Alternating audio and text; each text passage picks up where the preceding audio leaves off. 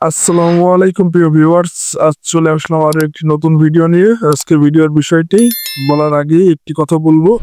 এই ভিডিওটি একটি গোপন টিপস সম্পর্কে আলোচনা করা হবে। এটি শুনতে হলে এবং জানতে হলে ভিডিওটি শেষ পর্যন্ত দেখতে হবে এবং এই গোপন টিপস সম্পর্কে এই ভিডিওর শেষে বলা হয়েছে। তো বন্ধুরা, আজকের ভিডিওর যে বিষয়টি আলোচনা করব সেটা শুনতে হলে আপনি যেহেতু আমার চ্যানেলে নতুন হয়ে থাকলে অবশ্যই একটি সাবস্ক্রাইব করবেন এবং পাশে থাকা বেল বাটনটি বাজিয়ে দিবেন।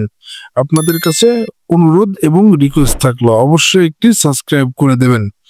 আর আপনি ভিডিওটি কোথা থেকে দেখছেন অবশ্যই একটি কমেন্টে জানিয়ে দিবেন কোন জেলা থেকে বা কোন দেশ থেকে দেখছেন। তো বন্ধুরা, আজকের ভিডিওর বিষয় হচ্ছে ঢেঁড়স চাষে লাখপতি, বা কিভাবে ঢেঁড়স চাষ করে শীতকালীন সবজি গ্রীষ্মকালীনে করে খুব সহজে পোকা দমন করা যায় এবং এতে কি সার প্রয়োগ করলে, কি কীটনাশক প্রয়োগ করলে এর পোকার আক্রমণ থেকে রক্ষা করা যায়। তো বন্ধুরা, ভিডিও স্ক্রিনে কিন্তু দেখতে পাচ্ছেন আমরা কিন্তু 10 কাঠা জমিতে ঢেঁড়স চাষ করেছি।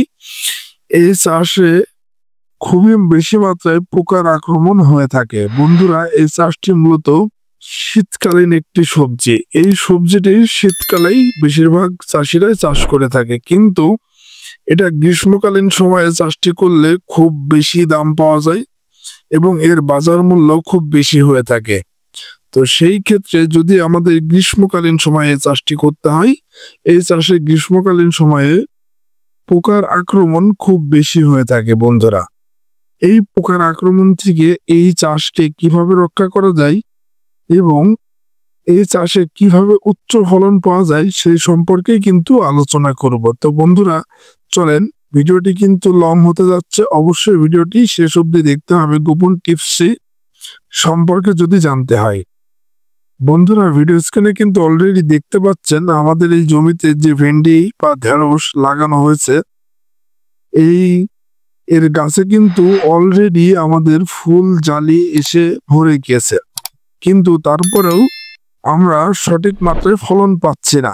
এর মূল কারণ হচ্ছে গাছের ফুল জালির মাত্রার তুলনায় অতিরিক্ত জোর থাকার কারণে গাছে কিন্তু বেশি মাত্রায় পাতা হয়ে গিয়েছে এবং গাছের গ্রোথ বেড়ে গিয়েছে। তো আমাদের কাছে যখন ফল আসবে, এই ফলগুলো পাতার কারণে নষ্ট হয়ে যাচ্ছে এবং পোকার আক্রমণ বেড়ে যাচ্ছে।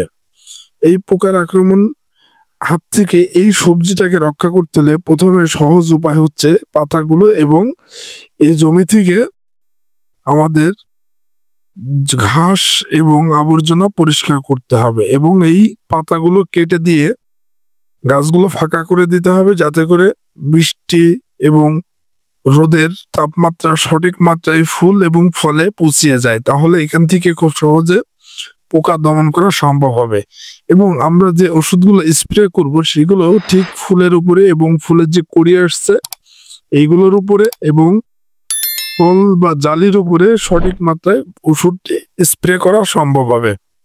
তো বন্ধুরা, ভিডিও স্ক্রিনে আমি দেখাচ্ছি আপনাদের, দেখেন আমাদের একটি গাছে কি পরিমাণ ফুল এবং জালি এসেছে, কিন্তু আমরা সঠিক মাত্রায় ফলন পাচ্ছি না।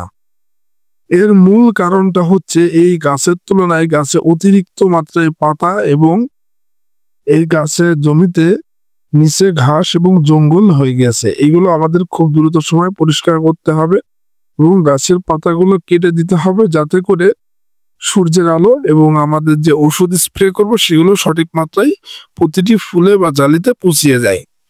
আপনারা দেখছেন আমরা কিন্তু এই গোপন কাজটি করতেছি, নিচ থেকে ঘাসগুলো কেটে দিচ্ছি এবং প্রতিটি গাছের পাতা খুব সুন্দরভাবে কেটে হালকা করে দিচ্ছি, যাতে করে আমরা গাছ থেকে খুব দ্রুত সময়ে বেশি ফলন পাবো এবং লাভবান হতে পারবো।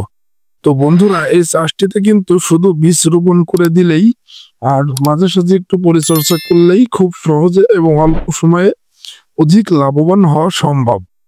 আর এটা যেহেতু শীতকালীন সবজি, কিন্তু গ্রীষ্মকালীন সময়ে যদি অধিক ফলন এবং ফল খুব ভালো মাত্রায় পাওয়া যায় তাহলে অল্প সময়ে অধিক অর্থ উপার্জন করা সম্ভব।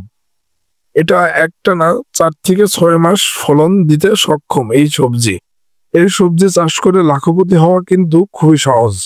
তো বন্ধুরা, ভিডিও স্ক্রিনে দেখছেন আমরা কিন্তু আগাছাগুলো পরিষ্কার করে দিচ্ছি এবং প্রতিটি গাছের পাতা কেটে দিচ্ছি। তো বন্ধুরা, এই ভিডিওর শেষে আমরা যে ওষুধটি দিলে খুব সহজে পোকা দমন করা সম্ভব হবে এবং খুব সহজে উচ্চ ফলন পাওয়া যাবে সেটি আলোচনা করব। তো এই মুহূর্তে আমি আপনাদেরকে প্রতিটি গাছ এবং জমি ঘুরিয়ে দেখাচ্ছি। দেখতে পাচ্ছেন বন্ধুরা, এই মুহূর্তে কিন্তু গাছে ফুল জালি এসে ভরে গিয়েছে, কিন্তু তারপরেও আমরা উচ্চ ফলন পাচ্ছি না। এর মূল কারণটা হচ্ছে গাছে অতিরিক্ত মাত্রায় পাতা এবং গাছের গ্রোথ ক্ষমতা খুব বেশি।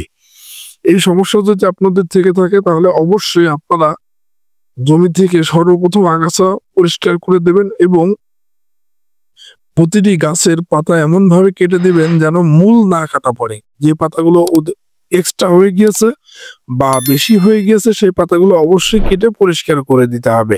আমি সেই পদ্ধতিটা আপনাদেরকে এখন ভিডিও স্ক্রিনে দেখাচ্ছি। আপনারা দেখতে পাচ্ছেন বন্ধুরা, আমরা কিন্তু একটি একটি করে গাছের যে পাতাগুলো আগে হয়েছে বড় পাতা ওইগুলো কেটে দিচ্ছি এবং নতুন যে পাতাগুলো হয়েছে এগুলো রেখে দিচ্ছি। তাতে করে সূর্যের আলো এবং আমাদের কীটনাশক প্রয়োগের সুবিধা হবে এবং পোকার বংশবিস্তার কম হবে এবং পোকা দমন করা যাবে। তো বন্ধুরা, এই পোকা দমন করতে হলে খুবই ভালো কার্যকারী একটি ঔষধ, সেটা হচ্ছে সিনজেন্টা কোম্পানির ভলিউম।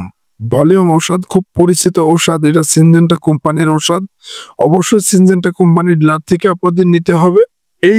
এই ওষুধটি ব্যবহারের মাত্রা ঢেঁড়স বা ভেন্ডি চাষের জন্য প্রতি 16 লিটার পানিতে 8 মিলি হারে ব্যবহার করতে হয় বা 8 ml। 1 ক্যাপ ঔষধ 16 লিটার পানিতে প্রযোজ্য। এটা খুব ভালো করে পানিতে মিশিয়ে নিয়ে স্প্রে করতে হবে। ঢেঁড়স চাষে বা ভেন্ডি চাষে যাবতীয় পোকা ধ্বংস করাই 100% কার্যকারী এই ঔষধটি। অবশ্যই ডিসক্রিপশন বক্স থেকে আপনারা ওষুধের মাত্রা এবং ওষুধের নামটি চেক করে নেবেন। ওষুধটি সিনজেন্টা কোম্পানির ভলিউম ঔষধ। এবং এই চাষে আরো একটি মরণঘাতী রোগ বা শোষণ খ্যাতি রোগ, যেটা গাছের শক্তি বা গাছের ফল ধারণ ক্ষমতা নষ্ট করে দেয়, শোষণ পোকা বলে থাকি, সেটা হচ্ছে গাছের সবুজ এক ধরনের পোকা জন্মায় পাতার নিচে। ভিডিও স্ক্রিনে আমি আপনাদেরকে দেখাচ্ছি। এই পোকা থেকে রক্ষা করতে হলে চাষকে একটি ঔষধ ব্যবহার করতে হয় ঢেঁড়স চাষে। এটা হচ্ছে একটি গোপন ঔষধ। সেই ঔষধটি সম্পর্কে আমি আপনাদের বলবো। ঔষধটি হচ্ছে এসিকার ঔষধ। ঔষধের নাম এসিকার। এই ঔষধটার ব্যবহারে এই শোষণ পোকা খুব দ্রুত সময় মারা যায়। এইটা পাতার নিচে হয়ে থাকে যাতে করে পাতার গ্রিন অংশ খেয়ে ফেলে এবং গাছের গ্রোথ ক্ষমতা নষ্ট করে দেয়, ফল ধারণ ক্ষমতা নষ্ট করে দেয়। এই ঔষধটির নাম আমি আবারও বলছি এসিকার। এটা ব্যবহার করতে হয় 16 লিটার পানিতে 20 গ্রাম। আর ঢেঁড়স চাষের জন্য কার্যকারী সার মূলত খুব বেশি সার প্রয়োজন হয় না, খুব অল্প খরচে অধিক লাভ করা সম্ভব এই চাষে। এটা ব্যবহার করা যায় সার হিসাবে ইউরিয়া বা ড্যাপ বা ডিএপি বা ফসফেট ব্যবহার করতে পারেন। এর অধিক কোনো সার ব্যবহার করার প্রয়োজন হয় না। এটা সব থেকে বেশি প্রয়োজন পোকা ধ্বংস করা, পোকার বংশবিস্তার ধ্বংস করা।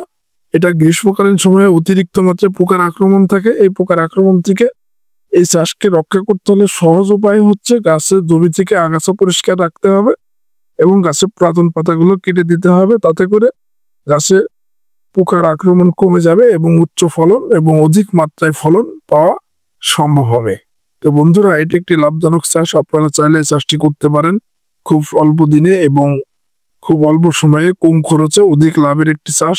তো বন্ধুরা, ভিডিওটি ভালো লাগলে অবশ্যই আপনারা আপনাদের বন্ধুদের মাঝে ছড়িয়ে ছিটিয়ে দেবেন এবং ভিডিওটি কোথা থেকে দেখছেন একটি কমেন্টে জানিয়ে দিবেন। ভালো থাকবেন, সুস্থ থাকবেন, ধন্যবাদ।